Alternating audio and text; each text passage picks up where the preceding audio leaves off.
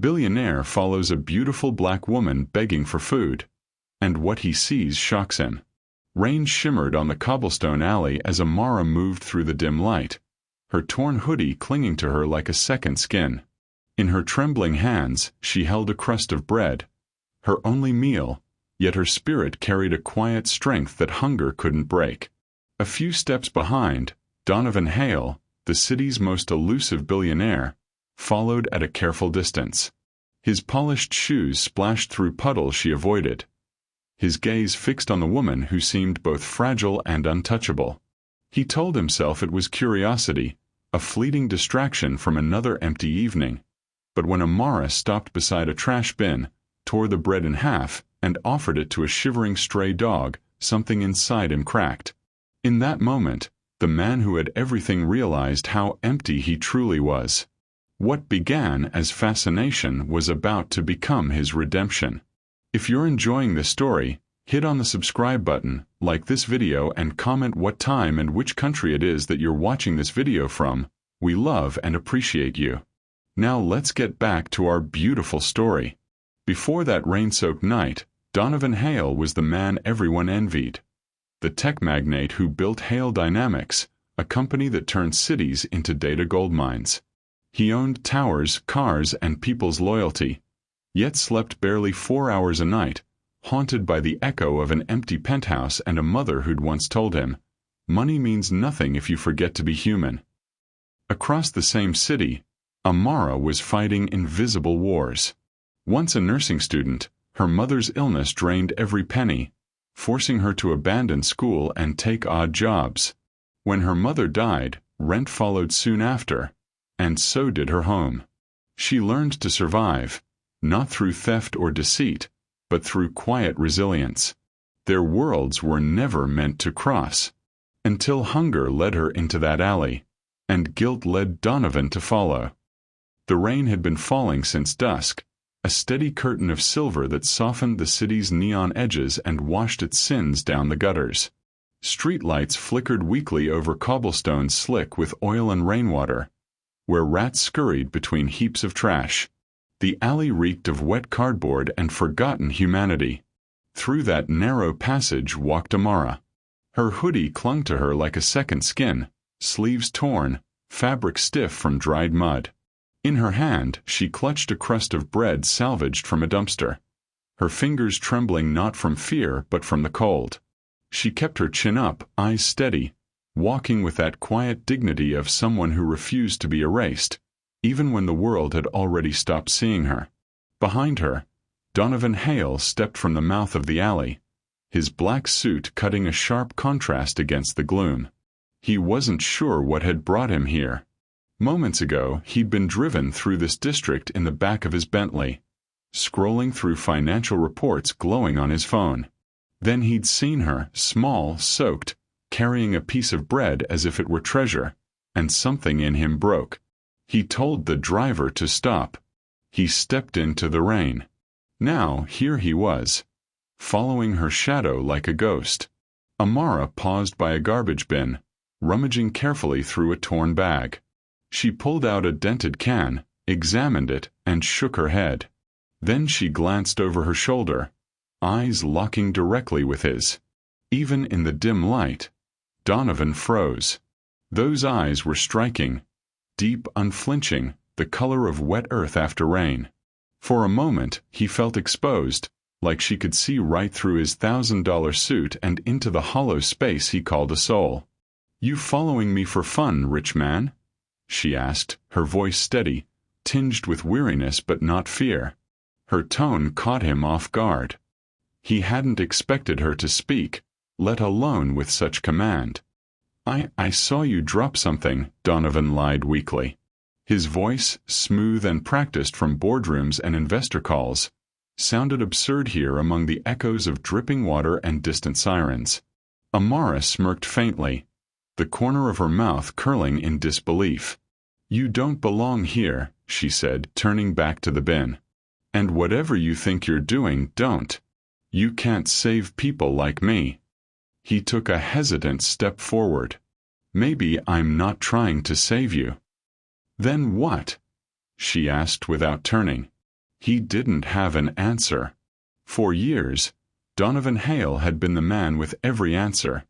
To markets, mergers, the precise cost of ambition. But now, under the rain and the grime, staring at this woman with nothing but pride left to her name, he had no language for what stirred inside him. He reached into his coat, pulling out his wallet. "Here," he said, offering a few crisp bills. "Get something warm to eat." Amara turned slowly, eyes narrowing at the money. Then, with deliberate slowness, she stepped forward and pushed his hand away. The bills fluttered to the wet pavement like fallen leaves. "Keep it," she said softly. "People like you always think money fixes everything. But sometimes it's the reason everything breaks." Her words hit harder than he expected. Donovan glanced down, the rain making the ink on the bills blur, and for a fleeting second, the sight looked almost poetic. Wealth dissolving into the mud it came from. "You don't even know me," he muttered. "I don't need to," she replied. "You wear your world on your sleeve, tailored, polished, empty." Donovan stood there, soaked and speechless, as Amara turned and walked away, her small figure swallowed by the fog of the city. He stayed frozen long after she disappeared, staring at the narrow space she'd vanished through.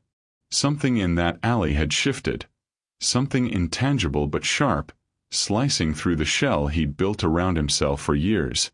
When he finally left, the rain had softened to a drizzle, and the world felt eerily quiet. Back at his penthouse, glass walls, marble floors, silence thick enough to choke on, Donovan poured himself a drink. The city sparkled below, millions of lights twinkling like stars made of electricity. He should have felt powerful here, elevated above the chaos. But all he saw now was distance, between him and the streets, between him and the people who lived beneath those lights. He couldn't stop seeing her face, the defiance in her eyes, the tremor in her hand as she tore that crust of bread, the dignity in her refusal. He told himself it was curiosity, nothing more. Yet deep down something older, rawer had awakened. Something that whispered of guilt, of redemption, of the kind of truth money could never touch. When he finally drifted to sleep on the leather couch, the rain had stopped. But in his dreams, the alley stretched endlessly, and somewhere in its shadows, a hooded woman walked ahead of him, just beyond reach. The city looked different in daylight. Morning sunlight bounced off glass towers and polished cars, but beneath the shine, the same alleys still breathed hunger. Donovan Hale sat in the back of his Bentley, his reflection fractured in the tinted window. He hadn't planned to come here, not consciously. Yet somehow, his driver had followed the same route as the night before. He told himself it was coincidence. He told himself he was checking on a property development in the district. Lies layered upon lies. Neat executive excuses that sounded believable even to him. But when the car stopped at a red light across from a soup kitchen, Donovan felt the quiet pull of something human. Through the open door, he saw people lined up, the forgotten, the displaced, and among them her. Amara. She stood behind a table, ladling steaming soup into paper cups. Her hoodie was gone, replaced by an oversized volunteer shirt. The expression on her face wasn't defeat, it was calm purpose. The same woman who had dug through trash in the rain was now serving others with grace, as if the act itself nourished her. Donovan's pulse quickened. Without thinking, he stepped out into the noise of the street. Inside, the air smelled of bread, broth, and soap. A gospel song hummed faintly from an old speaker. Donovan's expensive shoes left wet prints on the floor as he entered, drawing a few curious stares. Amara looked up, and the corner of her lips twitched into something between surprise and amusement. "Well," she said, voice light but edged with irony, "if it isn't the man from the alley." Donovan tried to smile, but it came out awkward. I was just in the area." "Of course you were," she replied, ladling another bowl of soup. "Rich men are always just in the area when people are hungry." Her teasing stung, though her tone carried no cruelty, only weary understanding. He hesitated, then asked, "You work here?" "Volunteer," she corrected. "We don't get paid to care."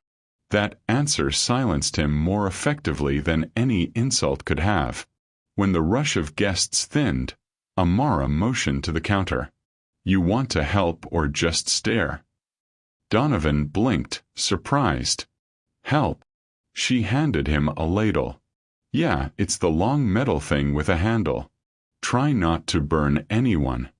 He chuckled softly despite himself and stepped behind the counter.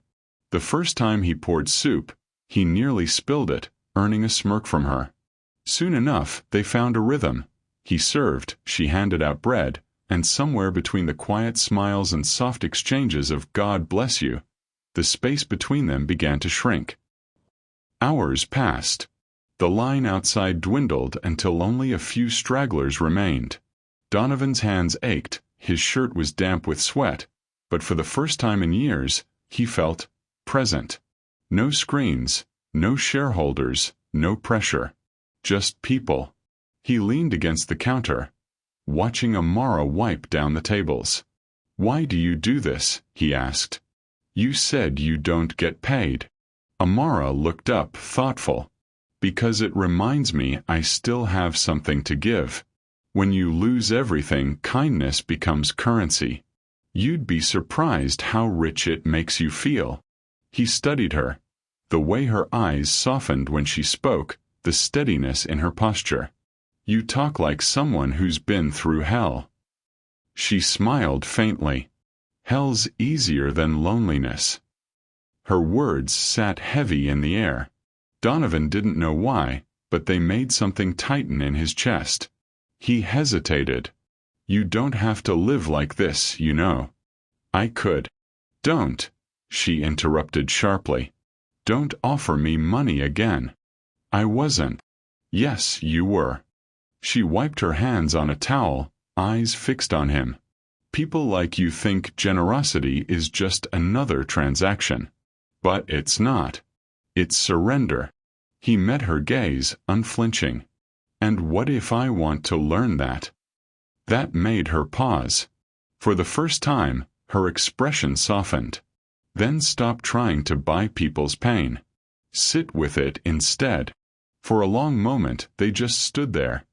Two strangers from opposite worlds, bound by an uncomfortable truth neither could name. When she spoke again, her tone had changed. Quieter, gentler. "You don't strike me as a bad man, Donovan Hale. Just lost." His eyes widened slightly. "You know my name." She shrugged.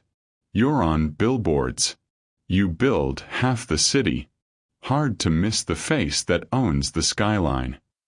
He looked down, suddenly self-conscious. "So you do know who I am. And you still talk to you like you're human?"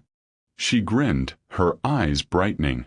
"Yeah, I try not to discriminate." The laugh that escaped him was genuine. Small but real. When he finally left the kitchen that afternoon, the world outside felt sharper, clearer. The people on the street no longer looked like background noise. He saw faces, eyes, stories. As he reached the car, Amara called after him, "Hey, Donovan." He turned. "You don't have to play savior," she said softly. "Just be real." He nodded. "I'll try." She smiled faintly. "Then that's a start." The Bentley door closed behind him, but his thoughts didn't stay in the luxury of the leather seats. They lingered inside that humble soup kitchen, with her voice, her eyes, her strange peace.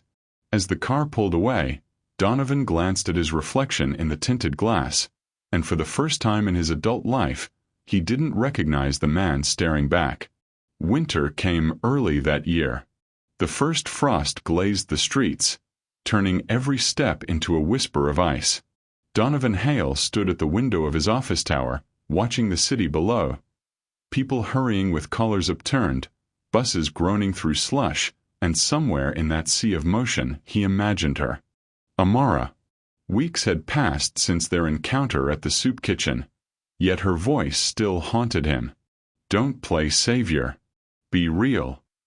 He had begun returning there, at first quietly, wearing a plain coat and hat to avoid recognition. At the kitchen, nobody bowed or nodded in fear. Nobody cared how many zeros trailed his name. There, he was just a man serving soup, clumsy, slow, and human. Amara noticed him every time. She'd nod, sometimes smile, but never treated him as anything more than another volunteer. And that humility, that refusal to be impressed, anchored him in ways nothing else ever had. One cold evening, the crowd was smaller. The heater had broken again, and breath fogged the air inside. Donovan found Amara sitting near the doorway afterward, wrapping a blanket around a shivering child who'd come in barefoot. He crouched beside her. You always take care of everyone else, he said softly. Who takes care of you? She chuckled under her breath. The city does. He frowned. The city eats people alive. Only if you let it, she replied. Her gaze flicked toward him, unreadable. Why are you really here, Donovan? You've got penthouses, jets, people who worship your name. Why stand in line with us? He hesitated, searching for the truth. Because none of that feels like anything anymore. The higher I climbed, the smaller I became. Amara studied him for a long moment, then said, You can't buy your way back to being human. You have to walk there. Donovan smiled faintly. Then maybe I'll walk beside you. She looked away, but not before he caught the flicker of warmth in her expression. A week later, snow blanketed the city. The kitchen was closed for repairs, and Amara had vanished. Donovan spent the day distracted, unable to focus on meetings or numbers. Late that night, as he rode home through the slushy streets, he saw something, a flash of red fabric near an alley. Stop the car, he ordered. He stepped out into the biting cold and followed the shape, and there she was. Amara, slumped against a brick wall, pale and trembling, her breath shallow. A paper cup of untouched coffee sat beside her, its steam long gone. Amara, he shouted, kneeling beside her. She barely stirred. Her skin was cold, her pulse weak. Panic flared through him. Call my doctor, he barked at his driver. But before the man could react, Donovan scooped her up himself, carrying her to the car with the desperate strength of someone who'd finally found something worth saving. Hours blurred together. The private clinic smelled of antiseptic and soft light. Machines beeped steadily beside her bed. Donovan sat there, coat still damp, hair disheveled, a man unrecognizable from the titan who graced magazine covers. He hadn't left her side all night. Every time her breathing faltered, his chest tightened. When she stirred at dawn, eyelids fluttering open, he leaned forward instantly. Hey, he whispered. You're safe. Amara blinked, her voice hoarse. Why would you do this? Because I couldn't not, he said simply. She managed a faint smile. You didn't have to save me. He shook his head. Maybe I needed to. The silence that followed wasn't empty. It was thick with all the things they weren't saying. She stayed there for days, recovering slowly. Donovan brought food, books, even a small radio that played soft jazz. Sometimes they talked. Sometimes they sat in silence, watching the city snow drift past the window. One evening she told him about her mother, how she'd worked 2 jobs and still went to bed hungry so Amara could finish school. How cancer had taken her just before graduation. I thought I'd die with her, Amara whispered. But I didn't. So I decided if I had to live, I'd live with purpose. Even if it meant feeding people out of scraps. Donovan listened quietly, his throat tight. You did more than feed them, he said. You reminded me what it means to feel. She turned her head toward him, eyes glistening. "Then promise me something. Anything. When you go back to your world, don't forget this one exists." He nodded slowly. "I won't." But in his heart, he knew it wasn't a promise he could make lightly. Because the truth was, he didn't want to go back. That night, long after she'd fallen asleep, Donovan stood by the window, staring at the skyline. The empire he'd built stretched far beyond that horizon. Yet here, in this quiet room, he'd found the only thing that had ever truly mattered. Her kindness had stripped him bare. Her silence had taught him how to listen. And as he looked at her, the faint rise and fall of her chest, the soft curve of her hand resting near his, Donovan realized the truth. He wasn't saving Amara. She was saving him. Spring came late, washing the city in pale sunlight that softened even its harshest corners. Months had passed since that night at the clinic. Donovan Hale was no longer the man who measured worth in quarterly gains. He had stepped down from 2 corporate boards, sold 3 subsidiaries, and dissolved a housing project that displaced thousands. The headlines called it philanthropic rebranding. But it wasn't image, it was penance. Behind every decision was Amara's voice echoing in his mind. You can't buy your way back to being human. You have to walk there. And walk he did. Through shelters. Through food banks. Through the forgotten neighborhoods that his company had once ignored. He walked without an entourage, without a camera, and for the first time without shame. At the corner of 12th and Main, a new building stood, sleek but humble. Its sign read, Amara Haven. A shelter. A clinic. A place where anyone could eat, sleep, or simply exist without fear of being turned away. When Amara first saw the name, she froze. "You named this after me?" she asked, half astonished, half reproachful. Donovan smiled softly. "After what you represent." "I'm not a symbol, Donovan. I'm just a woman trying to stay afloat." He shook his head. "You're the reason I remembered how to feel." She looked at him for a long moment, the sunlight catching her curls, the weight of unspoken gratitude and frustration in her gaze. "You're doing good things," she said finally. "But don't do them for me. Do them because the world needs better men." "I'm trying," he replied. "One day at a time." Weeks passed. The shelter filled with life, laughter, chaos, healing. Amara returned to help run it, though she insisted on keeping her independence. She refused a salary, choosing instead to live in a small apartment nearby, surrounded by the community she served. Donovan visited often, sometimes to help, sometimes just to listen. He'd roll up his sleeves, fix a leaky pipe, carry supplies, or read to the children in the common room. The boardrooms he once ruled now seemed sterile compared to the warmth here. Yet beneath the surface of their friendship ran something unspoken. Affection edged with distance, tenderness restrained by truth. One quiet evening, after the volunteers had left, Donovan found her sitting on the shelter's rooftop. The city lights shimmered below like constellations scattered across concrete. "Thought I'd find you here," he said softly. Amara smiled without looking at him. "You always do." He joined her, the cool night air brushing their skin. For a while they said nothing. The hum of the city filled the silence. Finally, Donovan broke it. "I've been thinking about expanding the Haven. Maybe open another on the south side. You could oversee it." Amara shook her head gently. "You don't need me for that. You already know what to do." He studied her profile, the calm in her eyes, the quiet power of someone who had survived without bitterness. "You could have been anything," he murmured.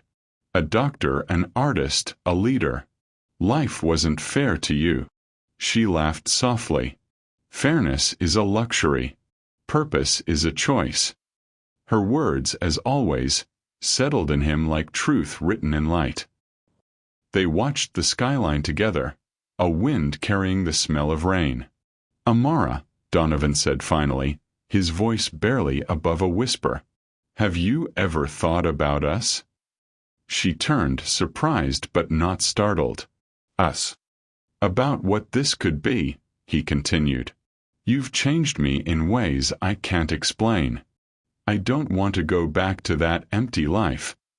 Amara looked at him long, her expression gentle but resolute. "Donovan," she said quietly, "what we have, it's beautiful, but it's not love. Not the kind that lasts." He flinched slightly. "Why not?" "Because love born from guilt doesn't heal. It replaces one emptiness with another. You found your heart. Donovan, don't lose it chasing mine." The words cut deep, but there was no cruelty in them, only truth, pure and luminous. He nodded slowly, swallowing the ache rising in his throat. "So what now?" She smiled faintly. "Now you live the way you should have, with your eyes open." They sat in silence again, the city stretching endlessly below, and for the first time, Donovan felt peace in letting go. Months rolled forward. The Amara Haven multiplied. First 2 shelters, then 5. News outlets called Donovan Hale's transformation the Billionaire's awakening. But the headlines never captured the real story, that a woman who once begged for bread had taught a man with everything what humanity truly meant. They crossed paths occasionally. Meetings, fundraisers, community drives, always polite, always warm. Yet between them lay an understanding that didn't need words. Some connections are too sacred to be defined by romance. At one event, Amara stood at the podium, addressing a room of donors. She spoke of dignity, compassion, and second chances. Her voice steady, her message radiant. Donovan watched from the crowd, a quiet smile tugging at his lips. When the applause faded and she stepped down, their eyes met across the hall. She nodded, proud, grateful, at peace. Later that evening, Donovan returned to his penthouse. He walked to the window, overlooking the city that once represented everything he worshipped. Power, control, dominance. Now it shimmered with life he had once ignored. Lights from shelters, clinics, and soup kitchens that bore her influence. He opened his drawer and took out a small object, a cracked paper cup he'd kept since that first night, when he found her collapsed in the snow. It was a reminder of the moment his world had changed. He set it gently on the windowsill and whispered, "Thank you." A few days later, he received a handwritten note.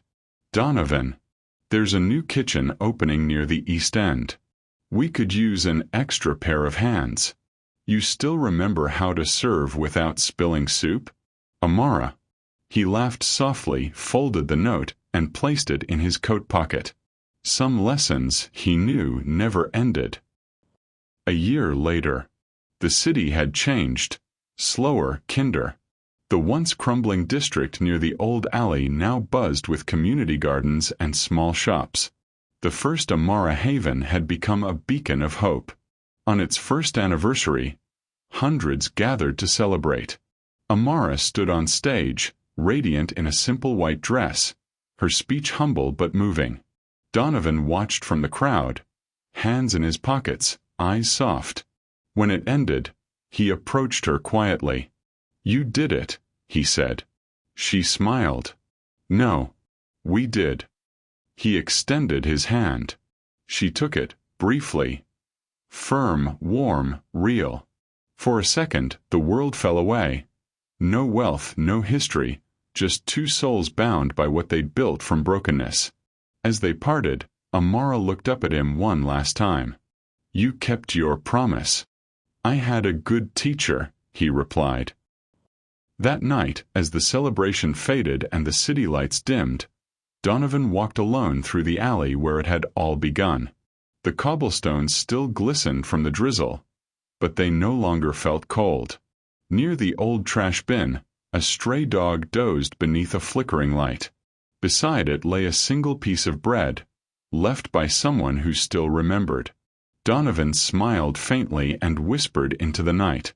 Some stories don't end where they start. They begin again. He turned away, disappearing into the glow of the awakening city.